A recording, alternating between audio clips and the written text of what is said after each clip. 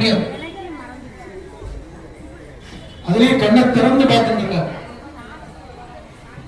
விஷயமான ஒரு திருக்கோலம். ஒவ்வொரு ரோமம் அவருடைய ஹேர், அத்தனை ரோமங்களும் அத்தனை ராம நாமம்னு சொல்வார். நம்மளையும் காத்தருளி. இப்ப அவரை சேவிக்கணுமானால் நாம நினைக்கணும். அவரை சேவிக்கிறதுக்கு நினைச்சாதான் அவர் வழி விடுவார். நம்மளால வர முடியும். எனக்கு டைம் இல்ல, எனக்கு என்ன கூப்பிடலன்னு சில புரியாம சொல்லுவாங்க. நாம நினைச்சால் கண்டிப்பாக நமக்கு வரத்துக்கு வழி கிடைக்கும். அதே மாதிரிதான் வடமாலை சாப்பிட்டாலும் ஒரு வெண்ணக்காப்பு சாப்பிட்டாலும் ஒரு 16 அபிஷேகம் பண்ணணும்னு நினைச்சாலும் இல்ல ஒரு ராஜ அலங்காரம் பண்ணி சேவிக்கணும் ஆஞ்சநேயருக்கு வஸ்திரம் ஜாதி இப்படி நினைச்சாலே அதுக்கு வழி கொடுத்துட்டு சொல்லுவோம். நம்ம தரிசனம் பண்றதுக்கும் அப்படித்தான். இன்னைக்கு அகிலாண்ட கோடி பிரம்மாண்ட நாயகனாக தியான கோலத்துல அமர்ந்திருக்கார். இப்ப 3வது வாரம் திருப்பதி ஏழுமலையான்.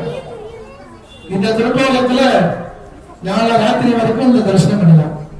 இப்ப போன வாரம் சஞ்சீவி மாருதி பச்சைக்காப்புல வலது கையில சஞ்சீவி மலை, இடது கையில கதாயுதத்தோட சஸ்திகாசனம் போட்டுட்டு அப்புறம் லட்சுமணன் உயிரை காப்பதற்காக ஓடோடி வர நேற்று காலையில வரைக்கும் இந்த அலங்காரத்தில் இருந்தார். இந்த அலங்காரம் மட்டும் எப்படி சுவாமி? நாளைக்கு நைட் வரைக்கும் தான். திங்கட்கிழமை பெருமாள் வந்துடுறார் திருப்பதியில.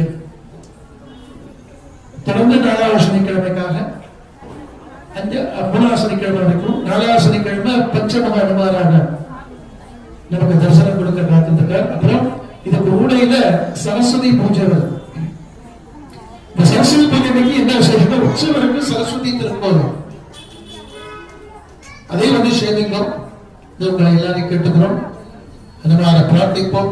கல்யாணம், உத்தியோகம், உயர் பதவி, சத்புத்திர பாக்கியம், தொழிலபிவிருத்தி, வழக்குகள், இப்படி எண்ணிலடங்காத காரியங்கள், படிப்பு, இப்படி எண்ணிலடங்காத காரியங்கள் எல்லாம் அவன் அனுகிரகம் பண்ண சொல்லி வேண்டி அசாத்திய சாதக சுவாமி அசாத்தியம் தவகிம் பத ஸ்ரீராமதூத கிருபா சிந்தோ மத்தாரியம் சாதே பிரபு. ஜெய் ஸ்ரீராம், ஜெய் ஹனுமான், ஜெய ஜெய ஹனுமான். இந்த தவக்கோலம்ங்கிறது நமக்கும் உண்டு. அனுதினமும் ஒரு ஒரு 10 நிமிஷம் இல்லது ஒரு ½ hour இல்ல 1 hour நாம உட்கார்ந்து ஒரு காரியத்தை எண்ணி நாம சொல்லுவோமானால் அந்த காரியம் சக்சஸ். வீடுகள்ல சொன்னால் 100 மடங்கு.